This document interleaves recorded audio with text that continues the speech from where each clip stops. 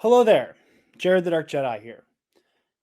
As all of you are aware, the Screen Actors Guild and the Writers Guild are both on strike.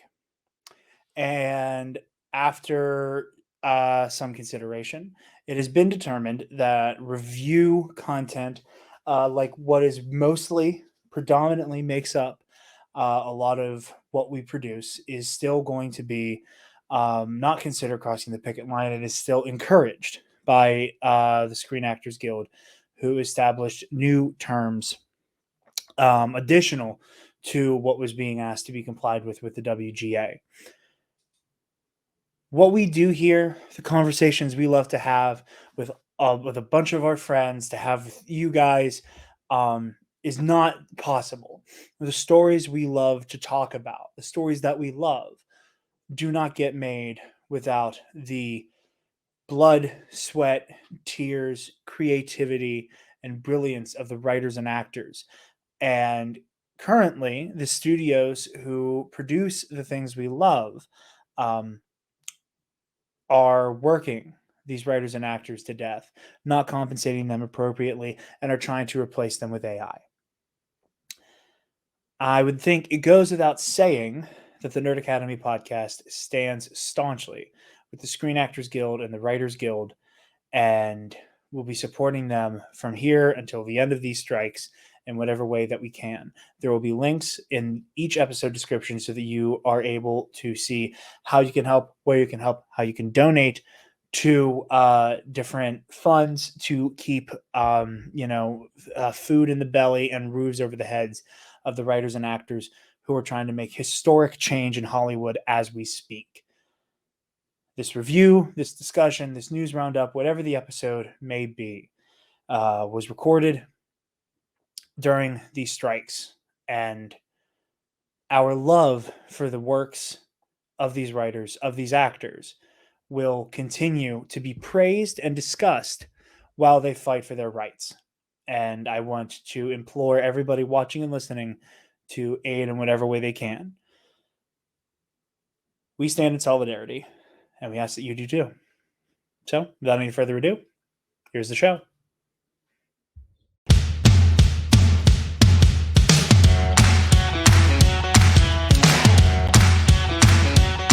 The Nerd Academy podcast is released weekly at 12 p.m. Eastern Standard Time, available on our website at www.thenerdacademypodcast.com and wherever you listen to podcasts. You can find the Nerd Academy podcast on Facebook, Twitter, Instagram, and YouTube. You can also help support the show by going to patreon.com/The Nerd Academy podcast, where every donation allows us to bring you more exciting content every week.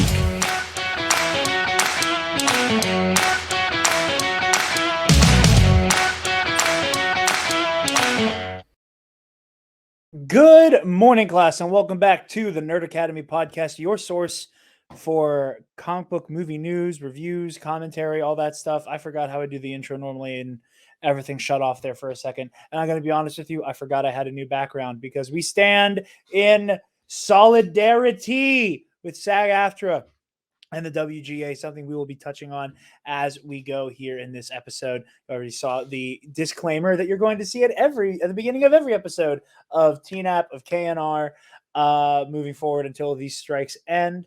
But I am not alone. You guys knew that. I am joined by your resident Green Lantern, Professor Travis Grossman. But Jared, my mouse money. But Joe, you're our mouse money. All joking aside, a couple bits of programming notes first. First things first.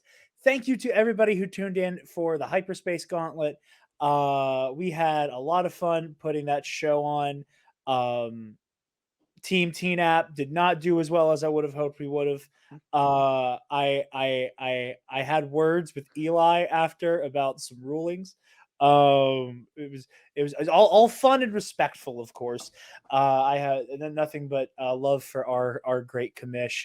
I want everybody in the comments of this episode to back me up when I say that if Travis does not stick around as a competitor, it is going to be a damn waste of some damn good walkout music. and that we can train you up and build you up. And there's a spot in my faction for you, my friend.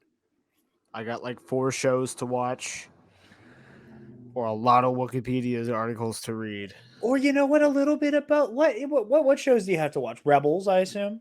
Rebels, Bad Batch season 2, most of Clone Wars. I mean, Godspeed on Clone Wars. The way Eli writes Clone Wars questions, everybody may as well have not have watched that fucking show. Yeah. I'm currently rewatching Clone Wars, and he's still asking questions, and I'm like, what the fuck are you talking about? There's I feel like there's one other thing. Well, you've seen all Resistance, which is a blind spot for most of the people in the league. I mean, you've seen all the live action shows.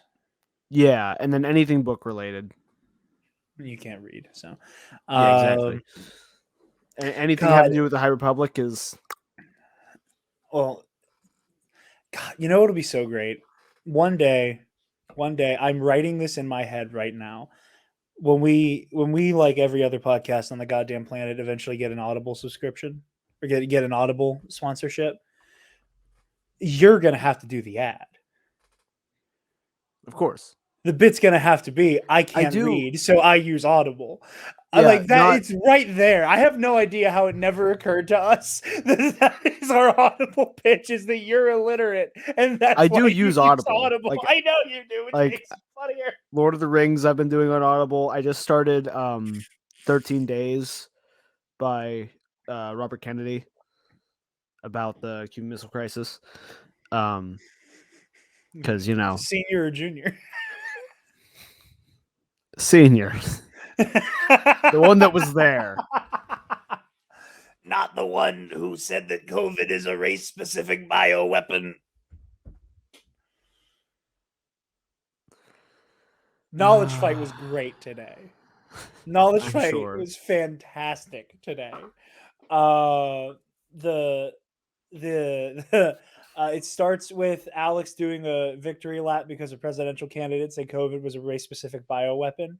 And then it ended with Alex telling his favorite story about how he was at a diner eating chicken fried steak and drinking iced tea, and then walked outside and God gave him a vision about how he will. Then he put What's New Pussycat on the jukebox 21 times with his Can you imagine? Can you imagine the fucking wild, like if somebody like New 52'd our timeline and made it so that Alex Jones having a prophetic vision where Jesus Christ of Nazareth tells him that he will help defeat the Antichrist, and the Salt and Pepper Diner happening at the same time. That's like, and again, here's another bit of programming note that is somehow going to segue in here. Very soon, we're going to be having Mr. Radtastic. You can find him using that name on Twitter and YouTube. Twitter, TikTok, and YouTube, that is.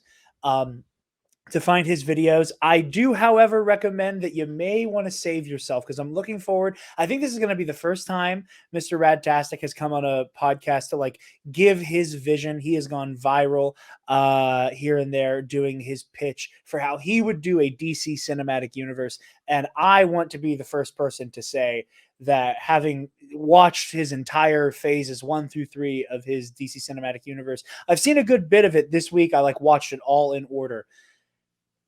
This is as perfect as DC cinematic universe I could ever imagine. It is flawless. It is everything I've ever wanted to see those characters brought into live action. Travis, I think you're going to fucking love it, especially his Green Lantern stuff. It's just really fucking good. The way he handles the Joker is something I love. And just like a little teaser, he only has the Joker having escaped Arkham twice. And that in Joker's second rampage across Gotham, all of the major Joker stories happen in one night. In one night, he paralyzes Barbara Gordon, kills Jason Todd, all that stuff. And again, if I would love the Mr.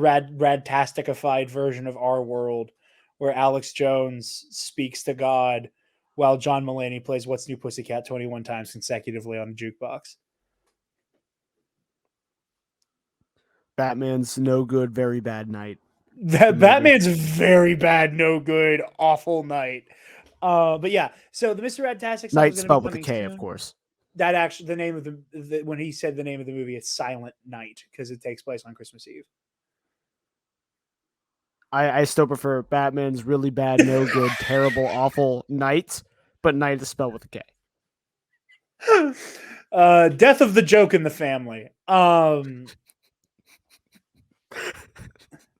Killing the joke in the family. There you go. Killing the death of the joke in the family. That's it. We got a winner. The long death killing of the joke of the ego in the family. You might want to stop sooner, or else Returns. we really will start scabbing.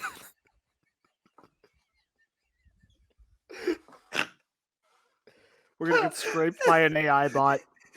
We're training the AI. God, I mean, it's no worse than fucking. Anyway, I was just gonna make another Zack Snyder joke, but that's neither here nor there. But anyway, so we'll talk about the Indiana Jones review here in a minute. But before we do that, Sunday's Bloody Mary.com, our lovely sponsors who have the most badass Bloody Mary accoutrement in the multiverse. They have their 3-time award-winning spicy Caesar mix and their mild and traditional mixes if the spice isn't for you. If you're trying to get your freak on, go ahead and garnish that bad boy with their award-winning pickled dilly beans, okra, and asparagus. And if you really want to get nasty, go ahead and salt that rim. They're backed up a little bit till the end of the month, but get on over there, get your order placed at sundaysbloodymary.com/shop. Use code TNAP, TNAP, and get 10% off your order and help out your favorite nerds while you do it. You brought up the scabbing stuff. I want to talk briefly. Again, there was a disclaimer at the beginning of the episode. Get used to seeing that. So this is entertainment history. Like we are watching history happen in terms of like what the media landscape will look like forever. And I don't think that can be understated. I was curious about, the even friends of our show, like Shuby Dubert, he was on for our Shang-Chi review. If you remember, I'm gonna try to have him back on whenever Teenage Mutant Ninja Turtles comes out, because he's a turtle head as well. But like he had some like brand deal stuff that he signed up with Paramount for to do like coverage for TMNT. Obviously there's the big one with Starhead Goofy, and a lot of people who have like kind of been, I don't want to say in bed as a pejorative, but like have been working with the studios in terms of like promotional stuff. And like, again, let's, cards on the table, let's make it abundantly clear. Like if Lucasfilm approached us, I'm not going to say tomorrow, but like if Lucasfilm had approached us 2 months ago and was like, "Hey, here's some shit. So you can talk about Ahsoka," we would have taken that because it's great. 100%. It's great for it's great for the brand. It's exciting, like you want to be a part of it. That's the whole point of doing this. Is that you try to avoid the pitfall of just becoming like a quote unquote famous fan. But like I do view the best of like the comic book, movie news, like the amateur entertainment journalist and critic sphere. At worst it can be like dribble content, and I use the word content as a pejorative in that sense. Or like you can be thought leaders in the space and kind of like, change and drive meaningful conversations. That's what we try to do. At least, whether or not we succeed is a completely different fucking conversation. But it's what we try to do. And sometimes, the studios want to play ball with you. And the way this affects the Indiana Jones review is there was a moment there where we didn't know what the fuck channels like ours, like so many of our friends, were supposed to do right now. There's a lot of people who are making a lot of noise to kind of muddy the waters.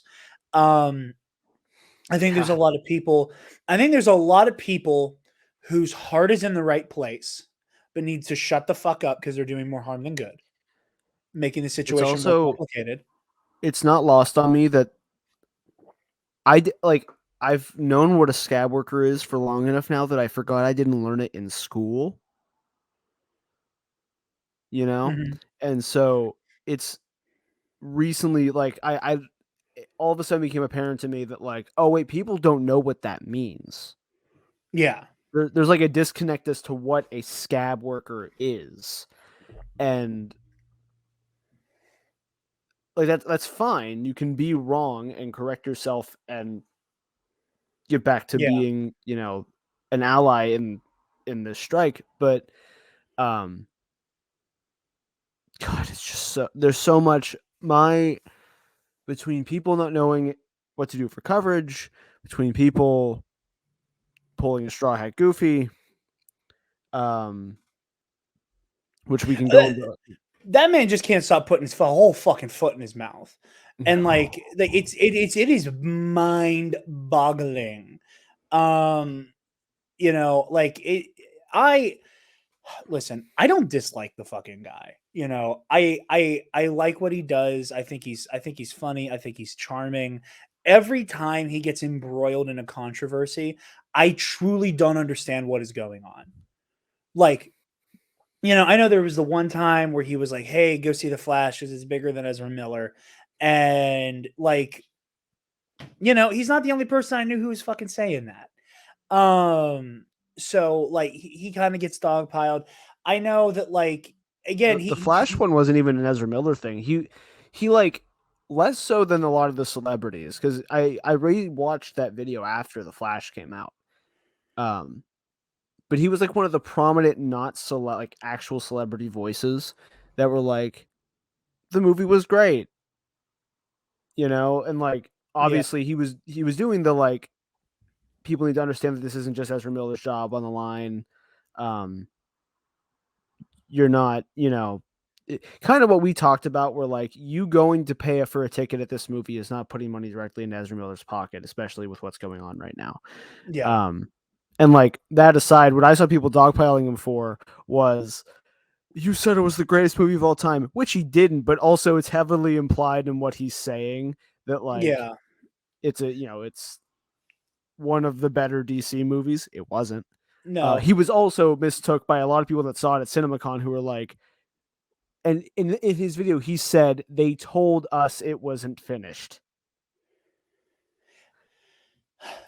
yeah.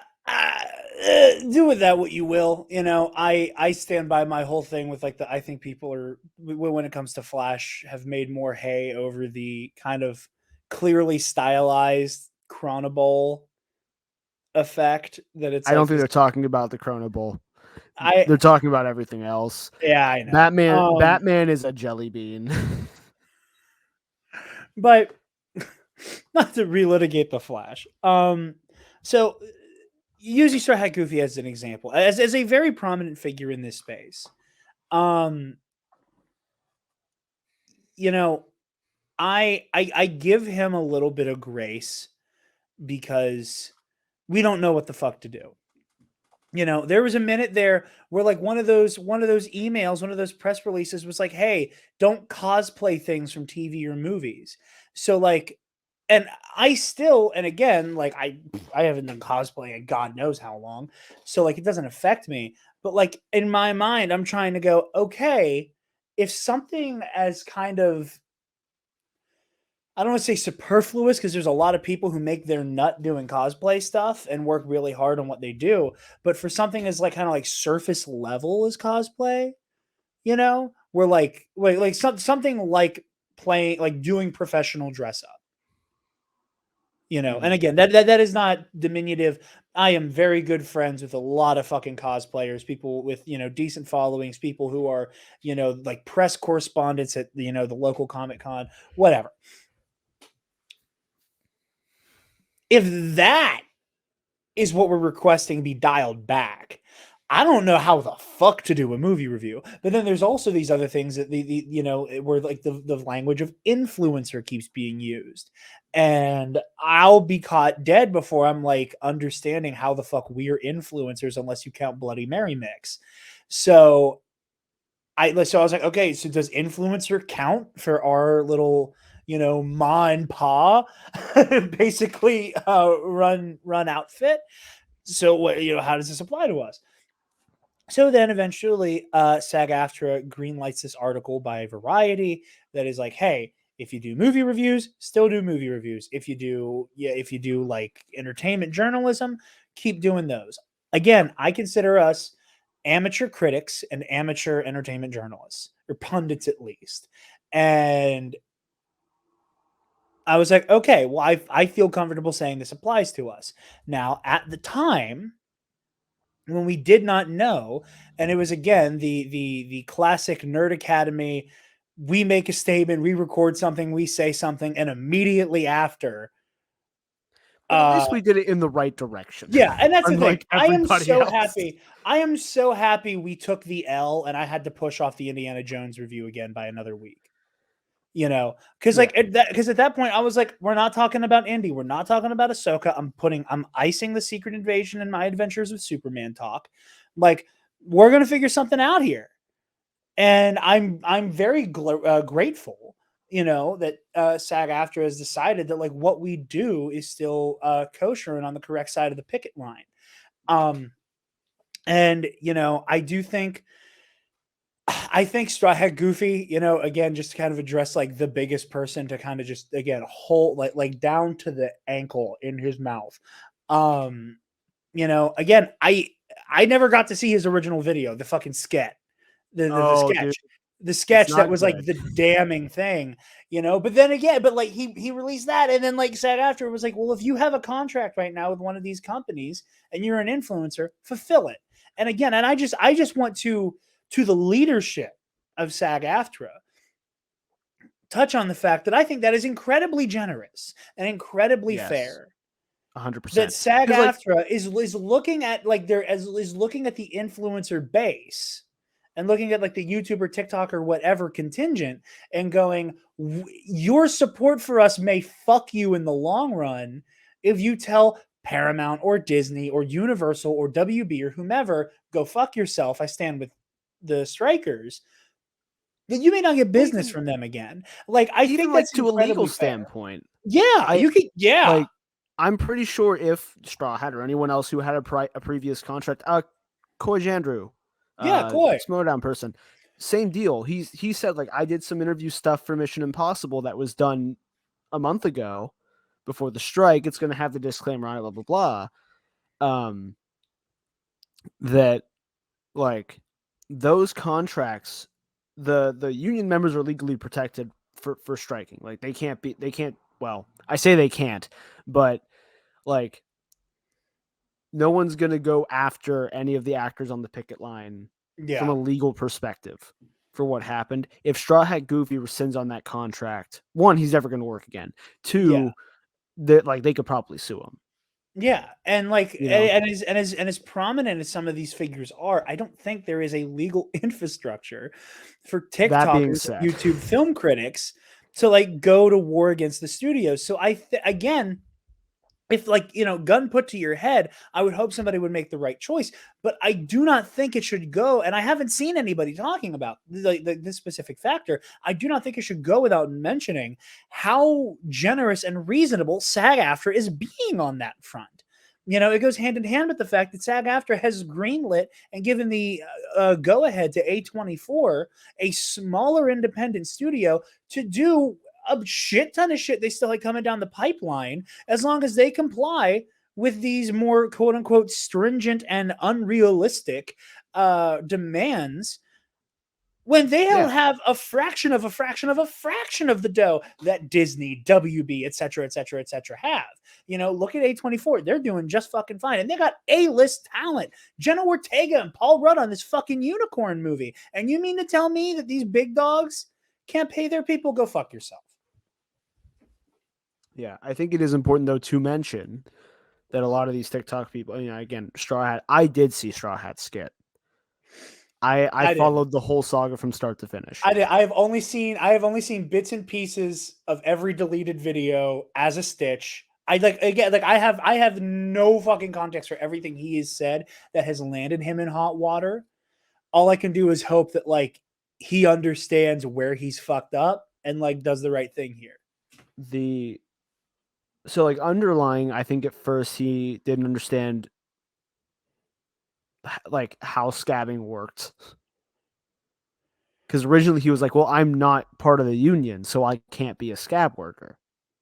And it's like, that's the opposite of how that Yeah. works. Then made a video explaining the skit, and then made a video explaining I'm under contract from like before the strike and cannot, like, I can't break that contract. SAG-AFTRA's told me to not break that contract, etc. And just like there is something a little fishy about it, a little bit. And then like that's like the generous one of like he's a big person that screwed up and kind of took responsibility and has moved on. Got kind of sacrificed to the we don't know what the fuck is going on of it all. And luckily for him, there was that other guy that's getting lampooned right now. That Colin Colin don't guy. get me. What was it? Calling your mom? Yeah. I took one look at that guy and I was like, oh, I know your whole fucking thing. And then I kept seeing clips of him, and then it turned into me and my God stand against the woke unions, and I was like, there it is.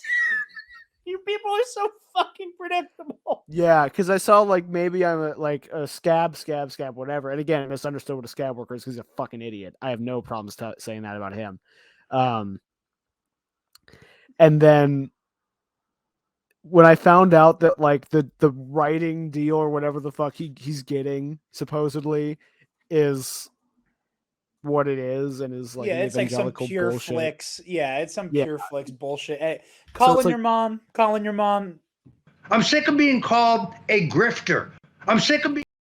You big Roger Stone energy, my guy. Not even a proper scab. With none of the drip. Is what makes it disappointing. If you're gonna be scab right, you can't even scab.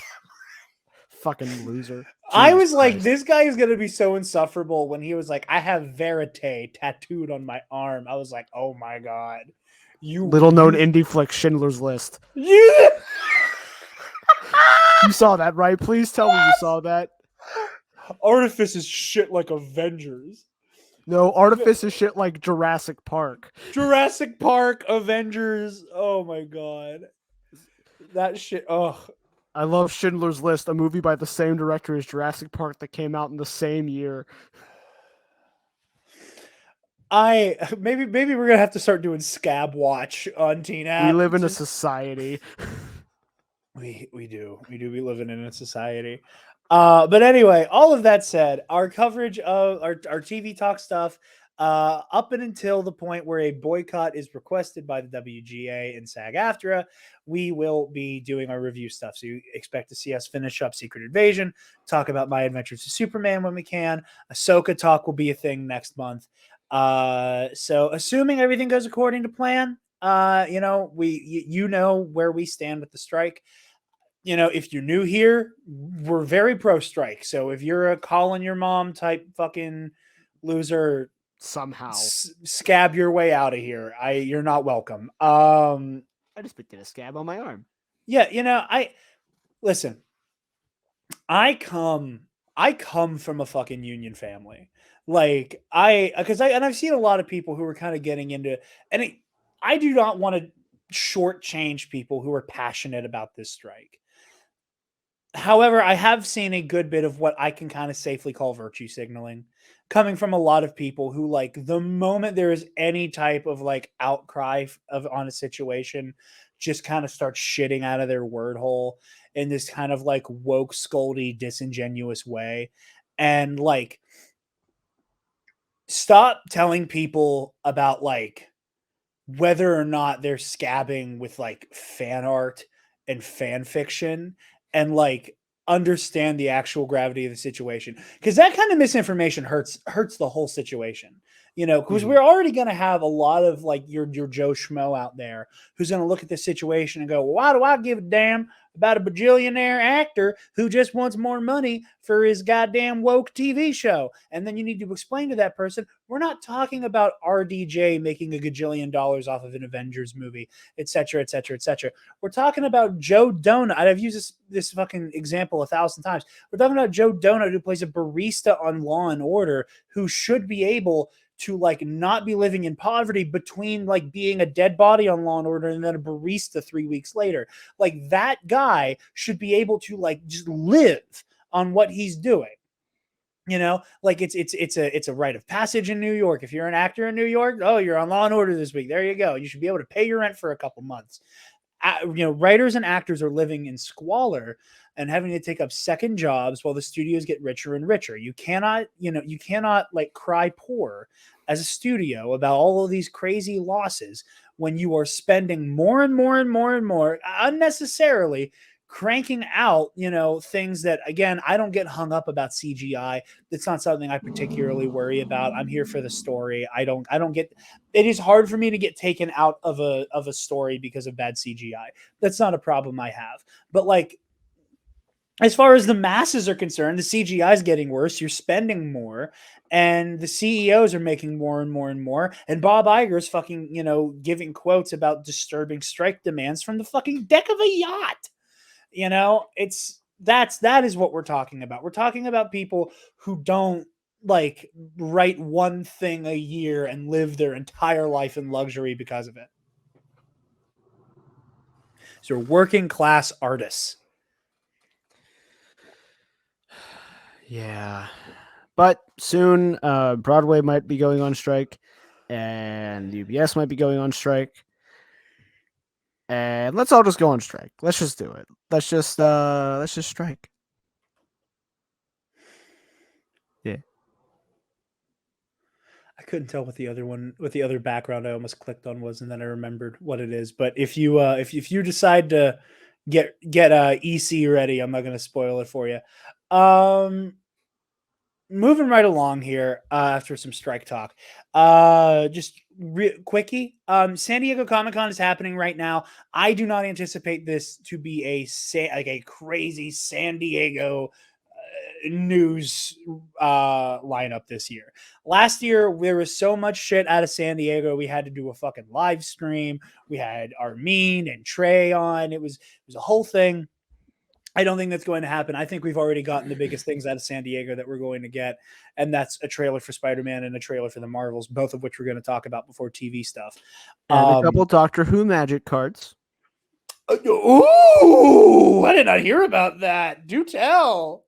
Yeah, they're making a Commander deck set, kind of like Lord of the Rings, coming out in October. There's 4 decks. There's 3 of them are different Doctor eras, and then one of them's all the villains. There's like original Doctor Who, so everything pre-Eccleston.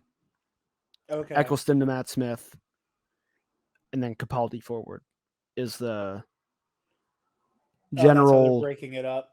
Yeah. They showed the card for. I almost just said David Tennant. Which one? 10 or 14? Well, 10, 11, or 14, right? Because they pulled that shit. Well, that's how they did when Matt Smith regenerated. They were like, "Oh, actually, Tennant counted twice." Well, I have never seen anybody like claim that like his regeneration counts as a new Doctor. Is that no? Because that would be yeah. stupid and ridiculous. Yeah. But now that he's back, it's kind of like Grover Cleveland, So there's this. Here, let me full screen you. Oh, that slaps. I'm muting myself because Taylor just got home, so the dog's gonna go crazy. And then here's the it's the showcase frame, kind of TARDIS-y so looking. Good. That is so fucking good. Is that like the interior of the TARDIS, like the door opening? Yeah, this card is literally the TARDIS. Oh my god. Yeah. I love it. I love it so much. I can't wait to see what Capaldi's card looks like because that's my boy. you know what would slap? Like if they did one for the Master and it was like all of the versions of the Master on one card. Yeah, they could do that. I know because like obviously the Master's going to be a card because I think I want to see the like promo art for the villains deck is a Cyberman, a Dalek, and a version of the Master. But it's been a while since they revealed the packaging, so Let me yeah. look that up. Doctor Who, Magic the Gathering, They also showed the villains. art for a Rose Tyler card, but not the text on the card. Um, and a couple other cards. So the art looks really good. These look cool. Uh, I can't tell if that's just a thumbnail for an article or if they actually have a card of like that scene from Day of the Doctor. Throw it on. I've seen the art, so I'll be able to tell you if it's actually a card or not. It's like the giant space battle from Day of the Doctor with like all the different versions of the Doctor like looking up into the sky. Here, hold on.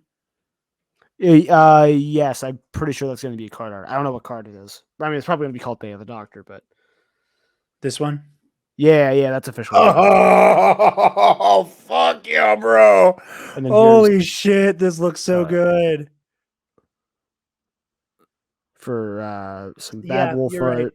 It's a Dalek, a Cyberman, and then Missy. Okay. So yeah, and that is a version of the Master. That's Capaldi's Master. Yeah. So Oh my got god, the fucking Davros card looks so good. Davros. Oh, like the fucking Throw it up creator of again. the Daleks. Oh yeah, okay.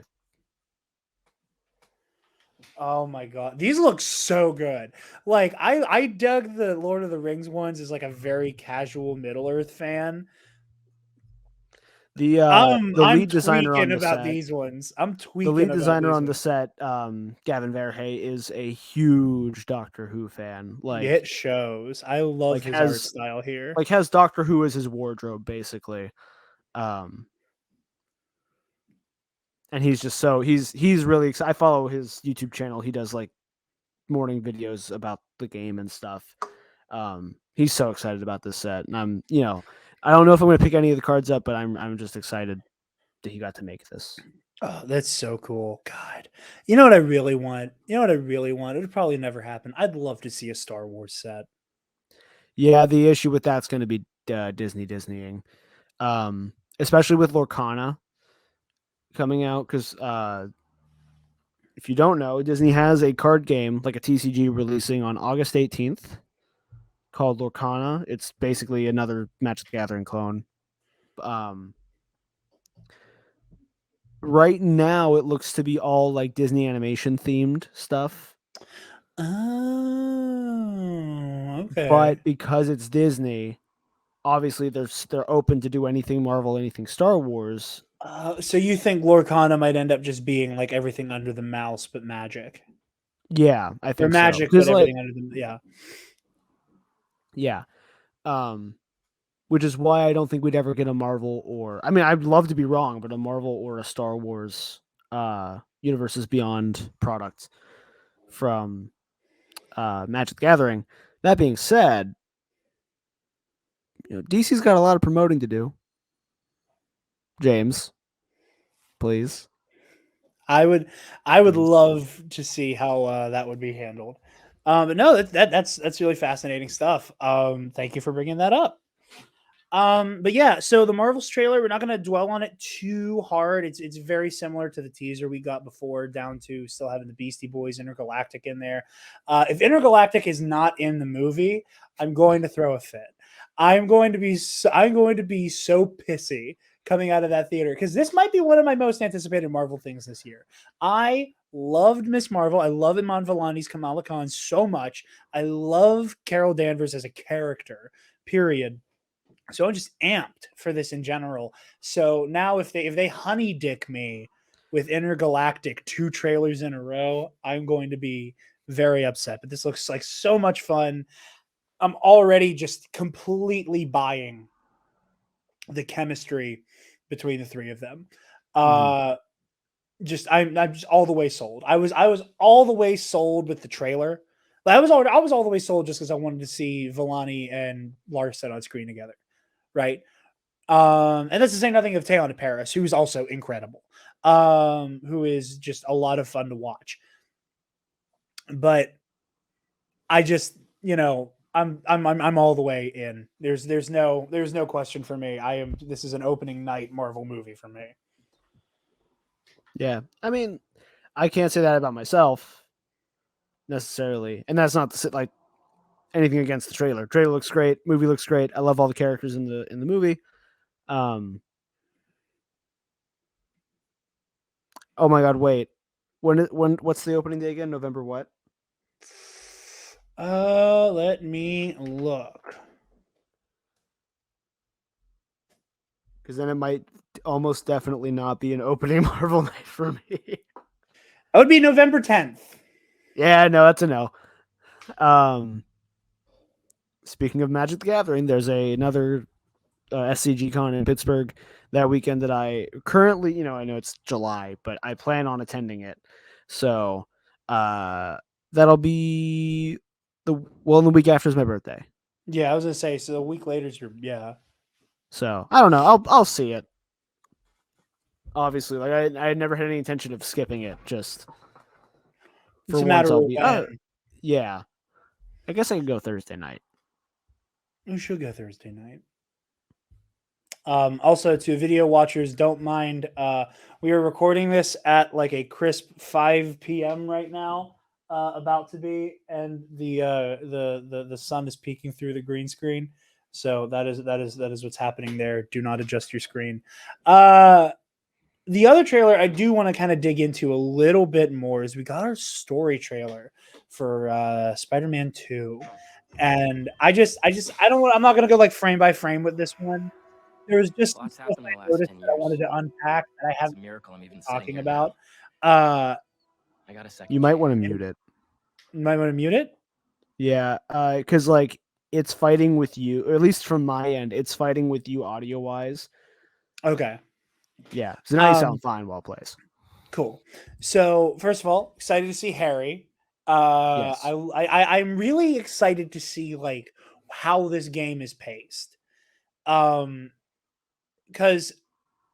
I don't know. I think that we like kind of historically, as just nerds and fans of things, have a tendency to go, "Oh, they did this way in the last thing, therefore they will do it again." And there has been we've done it where there's been this like, "Oh, every single like Marvel Spider-Man game is going to follow the rhythm of you've beaten the first villain, but now you must face the real one." And I think a lot of people have gone, oh, like it's going to be Craven until it's Venom. And what excites me is the fact that it looks like the Venom and Craven plots are going to be happening concurrently. Also, I see people bitching about it on the internet. I always see the new models for Peter, MJ, and Miles look great. I love these new looks. Like not to like keep relitigating like Yuri's Peter slowly turning into Tom Holland. I think this new model for Peter is a kind of like a bit of a compromise between the first face and the remaster face. There's a little bit of Yeah. both there. I like it. I like MJ's hair down. I like again like the up models are updated. I love Miles's new look. I love the hair. I love everything about this look for Miles Morales. Like Yes, agreed. Yeah, I'm indifferent about MJ. Like the new model looks great. The old model looked great. I've been playing through the remaster recently. I like seeing her in purple. That might be part of my like I grew up with the Raimi movies as a kid brain, but there's something about seeing MJ wear like a purple top that just feels right Yeah. in a very silly way.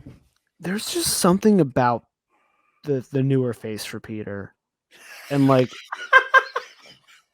and I like it playing the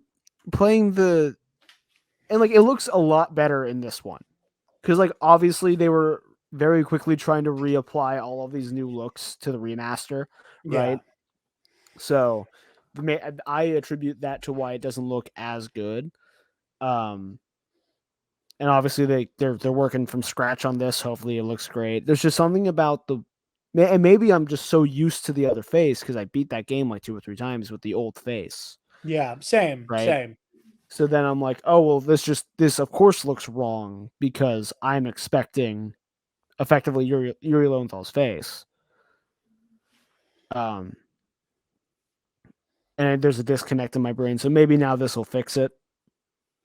Yeah, going like beginning to end with this face. Yeah, Yeah, I think so too. I hope. I just love Miles. I love how Miles fucking Yeah. looks in this. Yeah, Great quip. I love it. We're quipping. I didn't know there were bears in these woods. in these woods. I'm waiting for a specific shot here because I haven't seen anybody pointing this out. I think we got our first look at your here's another thing. Alien symbiote. I want to know what this means because we keep seeing it in a tank. I'm curious if that's going to be like a prologue flashback here. Yeah, I think so. And that's what I said I was hoping for before was that they do like it's an alien that they've worked on in a lab, that they kind of marry the ultimate and like the classic alien symbiote stuff. They look great. I love the slightly improved or the slightly updated suits a lot. Peters, I like that it's redder, it's bluer, and I like the white accents kind of breaking up the red and the blue here. I think I prefer the old white spider suit personally. I think the white on the gloves is a little much. I understand. I get that. Well, he still has like the white accents on his arms in the first game, doesn't he? Or is it not as much white? I don't think it's that blocky. That's fair. It's like just along like the back of the hand, maybe to here. It's not the whole forearm. Okay. Yeah. I kind of dig there being more white on the suit. My biggest issue has always been that suit was fucking orange. That was always my biggest issue with the advanced suit. Is it like if it was just redder? If you just that might be your TV. Redder. No, dude, I've played that game on like 3 different TVs at this point and have seen gameplay. That suit's fucking orange. That suit is a light orange and it drives me crazy. This one's definitely a deeper red. I'll give you that. And that's it's like a cherry red, and that's why I love it. I love the colors on this so much more. Now, if I have a suit complaint, it's Miles. I don't like the shit on his hands. I know I'm like doing like the Miles meme from like Across the Spider-Verse where his hands are up like this, but like he's got these like it's if I see it, I'll give an opinion. It's like almost like knuckles on his. Hold on, I'm trying to get like the. Okay, I even saw it the way he did his hand flip. Yeah, that's Wraith. There's no way that isn't Wraith. I think they can get a little closer because she's holding like a scythe and shit. That's got to be Yuri Watanabe, not Lowenthal. Also, super interested with the fact that Mr. Negative's coming back. I think it's going to be interesting to see both Peter and Miles kind of go on a journey about like learning to kind of like pull themselves back from that darker place. That like Miles will be tempted with revenge while Peter is being consumed by the symbiote. But yeah, that's Wraith. No one has brought. I've not seen anybody talking about it. That's fucking Wraith. You cannot change my mind. I'll take that L publicly. Trying to see here. If I slowed it down, you'd catch it. But like, he's got these weird bulky things on the back of his hands, and they're just like, if it was just a little bit, I'd be okay with it. But it's just too much for me. Yeah, I think Peter's is the same way, but it's the white. You know what I mean? Yeah, I guess. Yeah, I just don't like the Miles version of it. So it looks like we've all but confirmed that Venom will be Harry Osborn. Yes. So again, there is always time. There's always. Oh no, I deleted it. Damn. I was going to do my bit again where I just threw the Arkham Knight up on screen. There is always time for us to be Arkham Note. I don't think it will happen at this point, but it still could. But yeah, I'm so excited, dude. I cannot wait for this. I'm really hoping that like this space that I'm working on is finished so that I can just stream this game. Fresh farm to table. God damn, I can't wait. I'm so excited. Yeah, this is probably going to be like game of the year for me. And for you too, obviously. I think for you it goes without question, but Sitting here wearing a Spider-Man robe. yeah. It's like going from Arkham Asylum to Arkham City. Like, it feels like we're going to get that kind of upgrade this time, and I am very excited. I just realized that the Star Wars Lucasfilm Publishing panel is happening, and Alex Damon is live tweeting it, so I'll have to check that out. Yeah. Also, there, barring acts of God, I'm going to try to get a KNR out next week as well.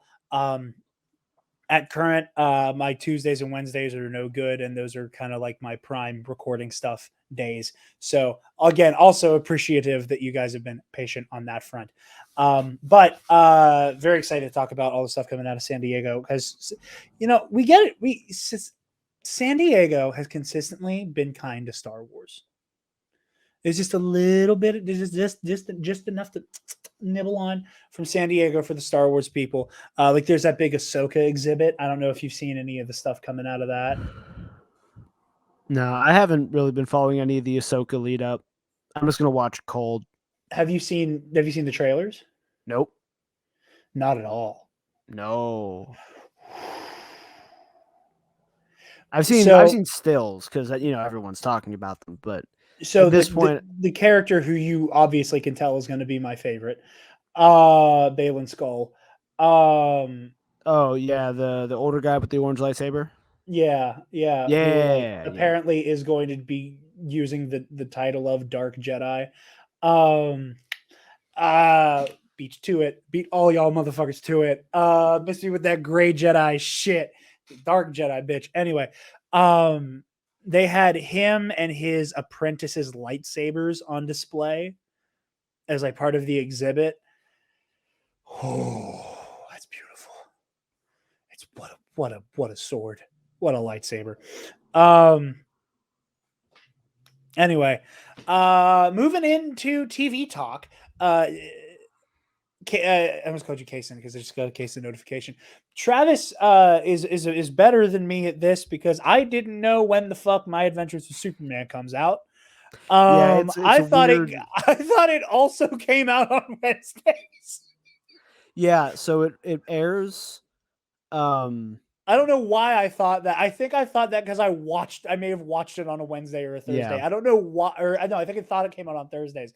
I don't know why I think that, but because it airs Thursday night at midnight, so it's technically Friday, but Thursday night at midnight on Toonami, and then goes to HBO Max right after. Yeah. So I was a big old dum-dum. So because Travis is watching it with Alexis, and I'm also watching it with Taylor, but I skipped ahead for the episode thinking that we were going to be talking about it. So we are going to talk about episode 3. I just didn't know episode 4 was out. So there might be a weird staggering with how we do My Adventures with Superman. Yeah. But yeah, I was very entertained with the fact that I got that very wrong. But episode 3, I'm already really enjoying the Clark and Lois dynamic, and I'm enjoying I hesitate to call it a love triangle quite yet, of like Lois Lane, Clark Kent, and Superman. Yeah, right. Again,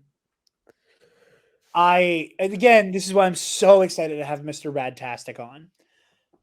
The tone of his Superman is very, very, very, very, very, very similar. But with how let me rephrase that, with how Kal-El handles PR, opposite fucking direction. And I love them both equally. And I'm not going to spoil the Mr. Radtastic stuff too much. I'm so excited to just sit back and let him cook and watch your reactions to it, Travis. I don't think you've seen any of the stuff I'm talking about. Not that I'm aware of.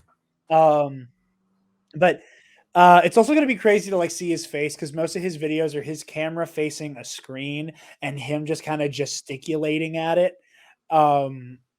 which is going to be crazy to watch him actually like do his pitch like a person and not just this disembodied voice and a dancing arm. Anyway, I really enjoy the whole idea that Metropolis and the world at large is going to learn about Superman in real time at the same Mhm. time that he does. Um, just to kind of expand upon it, because we didn't get to talk about it a whole lot last week. How are you feeling so far about these first 3 episodes, period? Oh, they're perfect. Like it's been so fantastic. Um, I'm interested. I like how they are subtly dropping things like Slade being in the credits. The that character we didn't know was Slade Wilson until we know now that it's Slade Wilson. See, so last week when I did a little outro to make up for us cutting the episode short, I'm disappointed we didn't get to talk about this. I was watching that. That wasn't second episode whenever he fights. The second episode where he fights Livewire. I saw this guy with like the hair covering his eye, and I almost did the like Leo DiCaprio meme. I was like, "That's fucking Deathstroke." Mm-hmm. Immediately, I was like, "Please tell me this is fucking Deathstroke, dude." You know, like I know, like nobody lets Deathstroke just be a Teen Titans villain, so I love him ending up in Metropolis. Yeah. And I was like, "Oh, that's got to be it. That's got to be Slade Wilson." I didn't realize he was in the credits as Slade in this one. I missed that. Yeah, that's how But everyone found out because like it's not totally evident that it's him. I mean, I took the orange and him being like a government spook and Yeah. the eye cover. Like I was like, I feel confident in calling this guy Deathstroke. But I'm glad it is confirmed because I didn't know that was like being a what if until now. But oh, I love that. I love that choice. I love seeing him show up. I'm so intrigued with what's going on because you get that little Task Force X stinger at the end of the episode. And like, you know, one of my big gripes with Black Adam was this whole idea that like Superman would ever take orders from Waller. Like in a non-emergency situation. Right. You know, like Clark will play ball with anybody if like the situation is reasonable. Yeah, But but like on a Tuesday, he's not going to pick up a call from Amanda Waller and go do something. yeah, like exactly on a Tuesday, he's not going to get a phone call from Waller that's like, "Hey, can you go check on that guy in Condoc?" He's going to go, "No, that situation handled itself. You do your own dirty work." Now, if Black Adam was like, you know, terrorizing someplace, and Waller was like, "Hey, I need you to go deal with that asshole from Condoc, because all holy hell's breaking loose," Clark will be like, "Word, I'll be there." You know, but Yeah. it's no different than someone yelling, "Superman, help me!" at that point. Um, I cannot wait to see how this show puts Waller and Kal-El in the same room. And I'll be even more excited if this show puts Waller and Clark Kent in the same room. Yeah. Like that's that like I really want to see if they're gonna let Waller like big time Clark like the way that Batman does. With that like infamous, you know, Batman Superman team up where it's like him, you know, looking through the binoculars like a half a mile away, just waving at Clark with the yeah, you peeked under my mask. I know who you are too, motherfucker. I'd be curious if they go in that direction. But like I'm loving this show so much. It's so cute, it's so sweet, it's so wholesome, it's so earnest. Scott Nicewander from NerdSync did a great video about the first 2 episodes where he's talking about how earnest and straight up they play the Trunks. Mm-hmm. And how that decision alone is emblematic of every decision that's been made with this show so far. And that, you know, now granted, I am not a put Superman and Batman in trunks guy. I think their more ornate suits look better without them. You know, like my favorite Superman suits generally are like the new 52 suit. It's the same for Batman for the most part. I lean a little bit more towards Rebirth with that pop of color with the gold trim around the bat these days. But like, I'm not like he looks silly in the trunks kind of guy, but I think like when the suit is more this is from Krypton or this is Kryptonian material, it rests like it works better in my mind. Like, Yeah. and that's basically what Clark's wearing before he puts the trunks on. Like he's even got like the little pointies up to his knuckles, which I Uh-huh. love. Which I love. I love the little pointies on Superman's hands. Like again, that is corn sweet. Better be wearing that. But the way that they just play that straight up, no one makes a joke about it. Nobody does not a motherfucking thing about it. With regards to him wearing underpants on the outside of his suit, and it would have been too easy to do that. I'm glad they didn't. They just did Superman. There was no explanation. There was no joke. There was no tongue in cheek. Whatever. He's just wearing his trunks and doing his thing. We're getting an unapologetic Superman project for the first time in a long time, and it's just nice. It is just nice. This is the kind of taken seriously that we need in nerd space. Because we want it down to earth and gritty and real isn't genuine, because then you have to play off a bunch of the stuff like it's not from a fucking comic book. Yeah. Yeah. How long did it take us? Like, all the way back to fucking X-Men.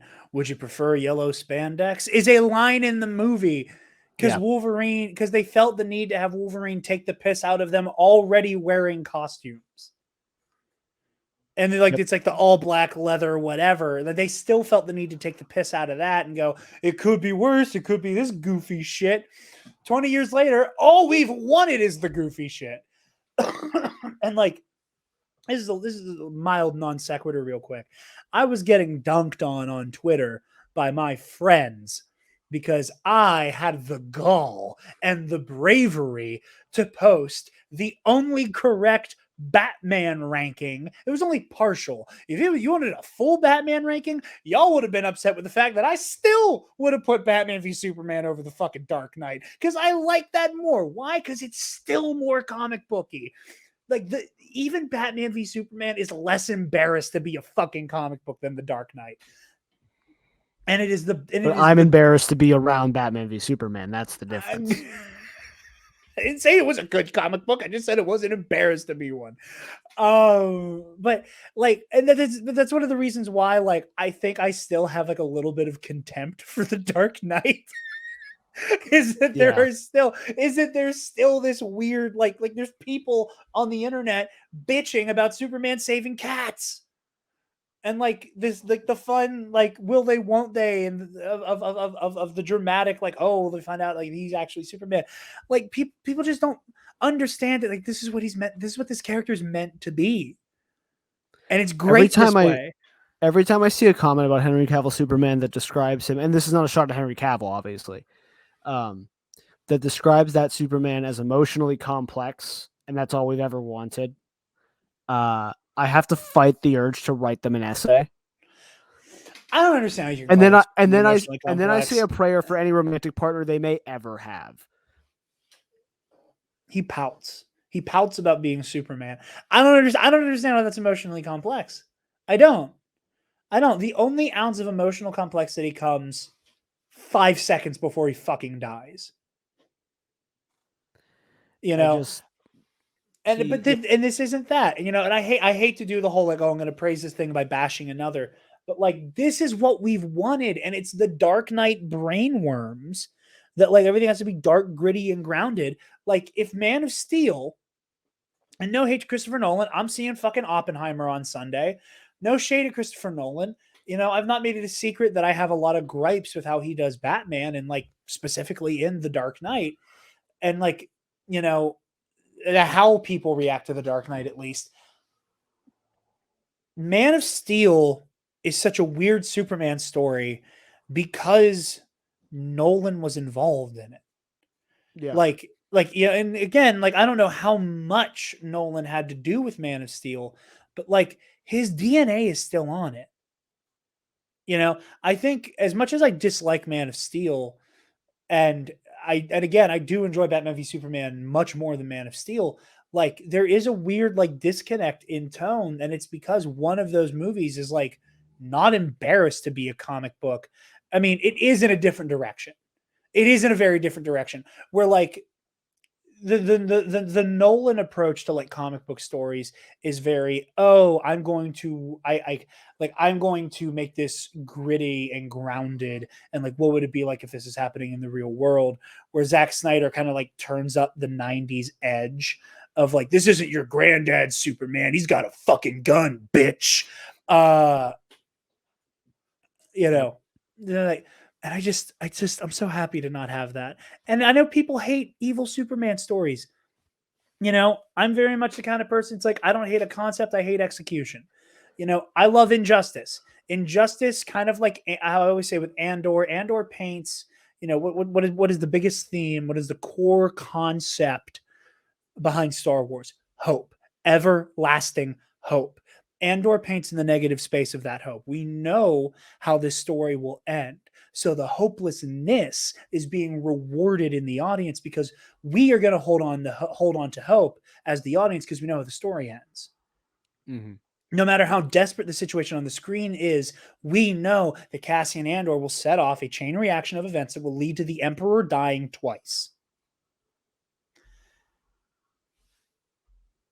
Injustice, very similarly to that, in my opinion, you have a situation where like you realize how tragic Superman losing his way is because of how he got there, and how like Injustice is a story about Superman having his innocence ripped out of his hands.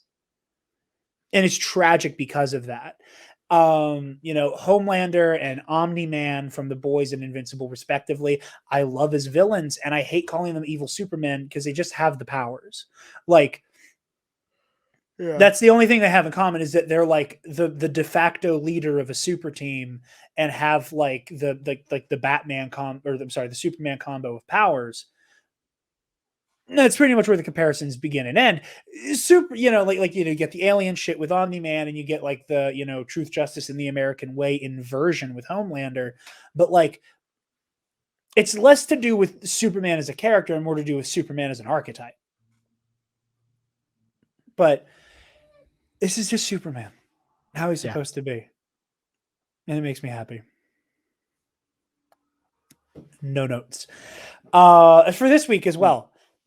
You know, I love it was like a defining thing with like when we did the Jedi Council episode on KNR for me. That like one of my favorite things a Jedi can do in any situation is when they kind of put their balls on the table. And there is did you watch Tales of the Jedi? Yes. Count Dooku in the first episode, lightsaber off the belt. Let's talk. That very clear, like when you know you're dealing with somebody who is capable of violence, who's willing to commit acts of violence to you or others in the room, that there is okay, you're not the only person here capable of showing force, no pun intended with the Dooku thing, or with the Star Wars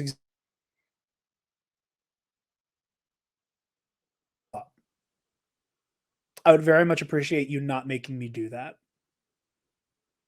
Because I personally will not gain anything from hurting you.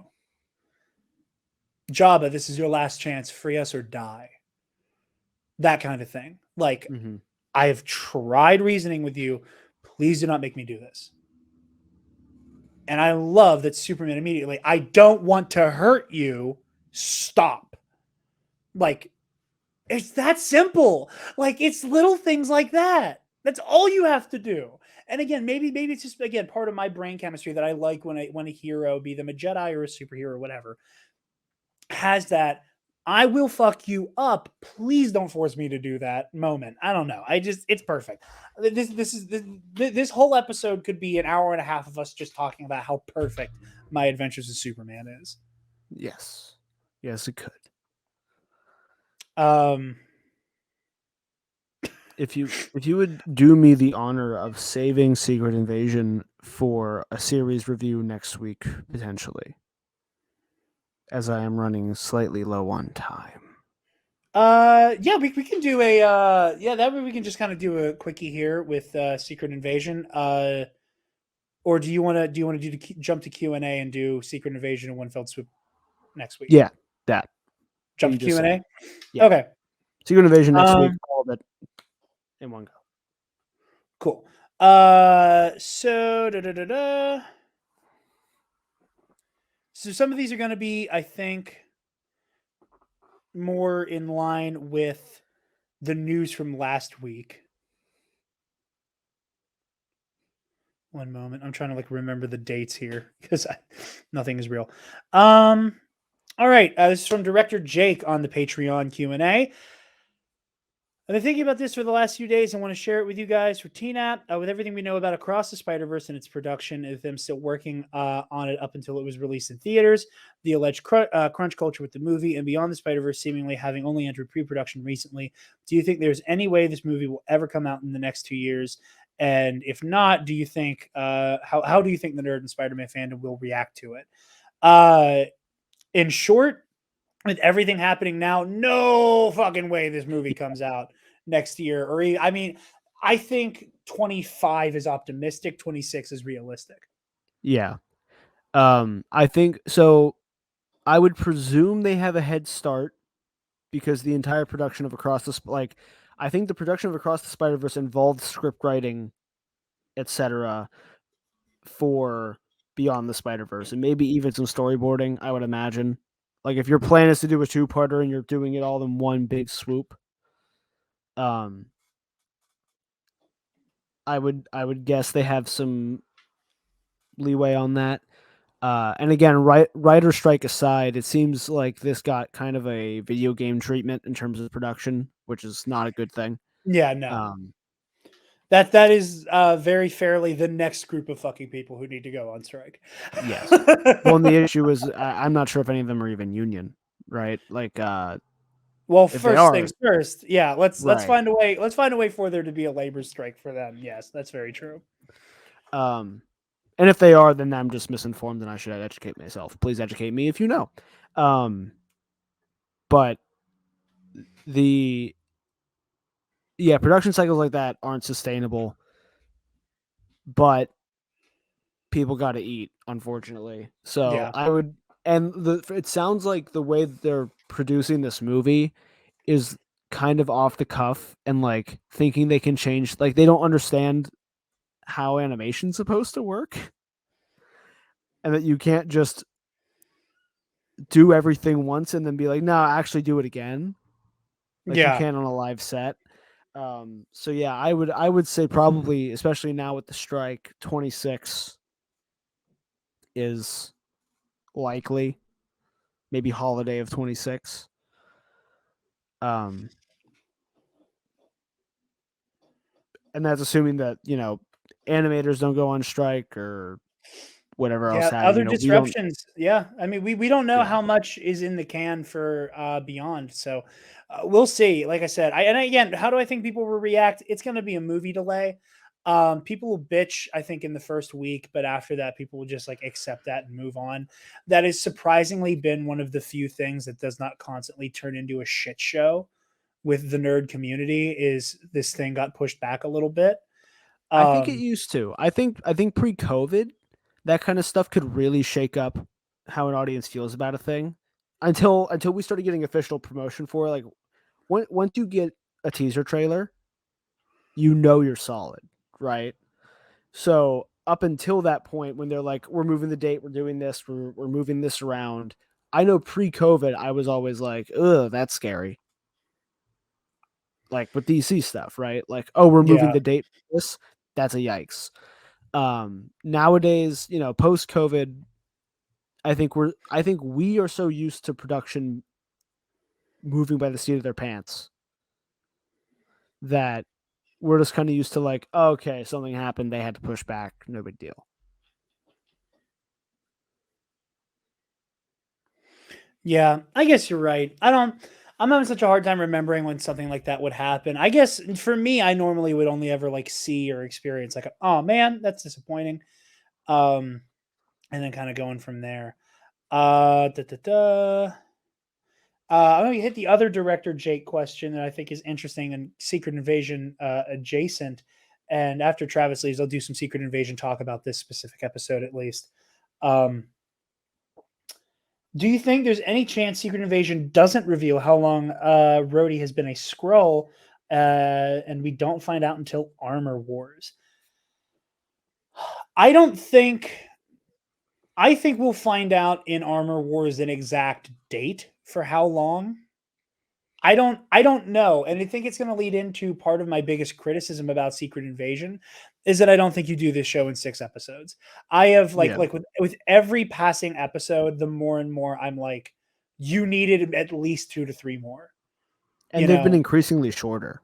They've been getting shorter. And again, like that's not something I would worry about. Like, for example, we should have had an episode all the fuck about Fury and his wife. A whole episode that is just them meeting, their relationship, like them across the years. All of those flashbacks should have happened within one episode, and it'd be this like almost same time next year style pacing for them to be like, and this is now they're married, now he's dead, now he's back, now he's gone again. That should have been an episode in and of itself. We should have had a Gravik episode.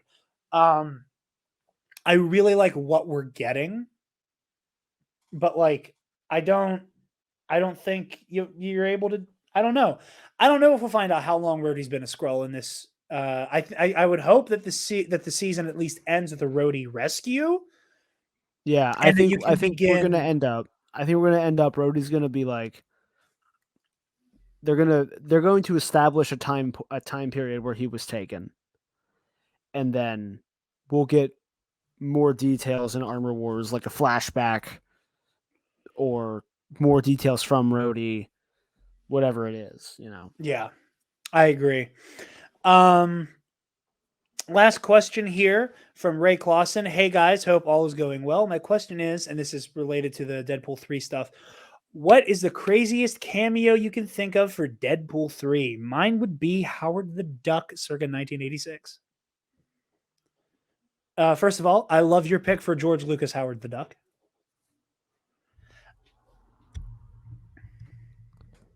Ryan Reynolds, Hal Jordan. I was going to say no. Is it going to happen? Probably. Will they probably have to fight a lawsuit? Yes. I mean, they snuck him reading the script into 2. Now do you get like whatever? I don't know. I was gonna say something crazy like Barakapool, but again, they already did that in Deadpool 2. I don't know. I think if they somehow found a way for this to be the one that we get Tom Cruise Iron Man in, would be funny. Yeah, because then you can do it as a joke. Because you can do it as a joke. Well, because at this point, I have no idea what to expect. Deadpool 3 is inherently going to be a little bit more tongue-in-cheek. It's going to be funnier. So not all of these cameos or reappearances of characters are going to necessarily be played with a straight face. But also, I don't know what all will be played with a straight face. I don't know who all you can get. Multiverse of Madness was fucking bananas. So, and they've already gone, oh yeah, Jennifer Garner's coming back as Elektra, and there's reason to believe Ben Affleck is back as Daredevil. Like, I don't know what to expect. I don't have like a crazy answer to give you off the top of my head. But yeah, no, I truly don't know. I've had this question for a week and I don't know. Because at this point, like the sky is the limit with insane shit they could do. I don't know. Michael Jackson is Spider-Man because I know he wanted to play Peter Parker. Topher Grace is Eddie Brock. Fuck it, Duck. That would be good. Eddie Venom would be really fun. That would be crazy. We also have one last question from Paco, who has changed his name to Elex Jones. Does Sunday's Bloody Mary ship internationally? Wait, this isn't Google. I don't think so. I will reach out to them and DM you. If not, we will figure something out. I remember Paco before was like, don't, because Paco was gonna do the versus series bracket or something that I was asking about his addresses. I wanted to send him something. I can't remember the context, and he was like, "I appreciate it. Don't. You're not gonna like the shipping cost." So I'm just convinced that Paco lives in Antarctica and he's like a scientist doing shit out there. With that, Travis, where can people find you so you can hit the ground running here? They can find me at Travis Political in places. Jared, where? Yeah. I'm not going to do where. I'm going to talk about Secret Invasion for a little bit. Oh, right. Yeah, right. I'm going. So I've Yeah, already go. mentioned that. Be good. Be gone. Goodbye. Goodbye. And then there was one. Secret Invasion this week was a lot of fun. It was really good. Very curious about what must have changed with regards to a couple scenes here. If you go back to the first trailer we got for Secret Invasion, we see Gaia scooping up her old man, holding him in her arms. And I don't know, maybe there's an older version of the attack on the president that ends with Gaia being present to watch him sacrifice himself for the president. Who knows? Very curious by that. But I do like the direction they take it with Priscilla showing Gaia, the ways around the traditional Skrull burial. I think it also goes a good way to show that like Gravik does not fully believe in the cause, which I think is a damning element of his character. We do kind of get the villain who is making a point about imperialism has to die now because they're evil and crazy. Because flag smashers again. But I do like the idea that despite him being this very militant voice with regards to how Skrulls and their culture are treated on Earth, that Gaia is not familiar with how to do this burial. I think that's a very subtle, fascinating element that is kind of a quiet indictment of Gravik. Like I said earlier, it's the episode counts. I think it's consistently going to be my biggest complaint about this show. I think it's going to be the big sticking point when we do a season review is that as a whole, I do not think this show works in only 6 episodes. I think that so much is being left on the field. So much fascinating character stuff is just kind of being glossed right over. I want to know more about what was going on with Talos and his wife and Gaia. I want to know more about Fury's relationship with his wife. I want to know more about how Gravik was radicalized. I want to see, Gravik being sent out as Fury's, harvester for the blood of the Avengers during the Battle of Earth. All things I think would have been deeply fascinating are completely going to get glossed over here. And I'm very disappointed by that. I don't think they gave themselves adequate real estate here to tell the full story. And I am slightly disappointed by that. I do like what we're getting. Incredible performances across the board. Olivia Colman, Emilia Clarke, Sam Jackson, Benadire, all of them are doing great. I love Kingsley Benadire in this episode. I love seeing him get a little wild man going whenever he gets jumped and mutinied. But yeah, overall, I liked the episode. I like Fury going into the final battle here. I keep setting off my Apple Watch. I apologize. I like Fury going into the final battle here, ready to rock and roll. I think there may be a bait and switch with Gaia being in the ring, or maybe fucking Fury gets superpowers somehow. I don't know. We'll see.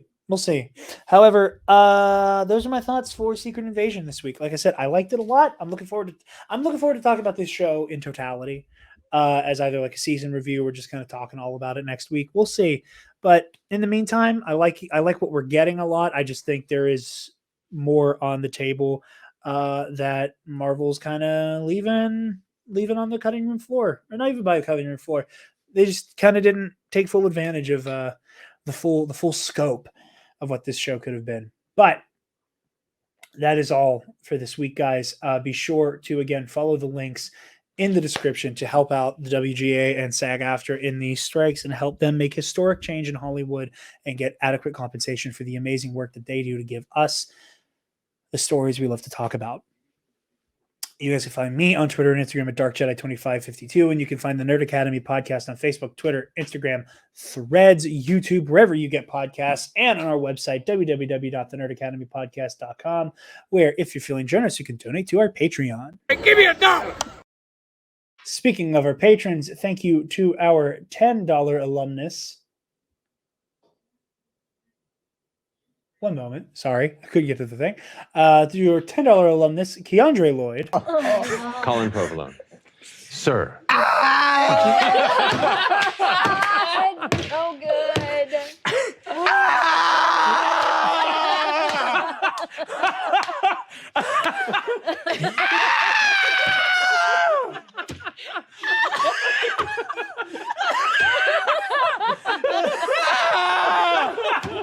Steal yourself, Colin! Steal yourself! This is me stealing myself. And to our Paco, or as he's going by now, Elix Jones. All right, ladies and gentlemen.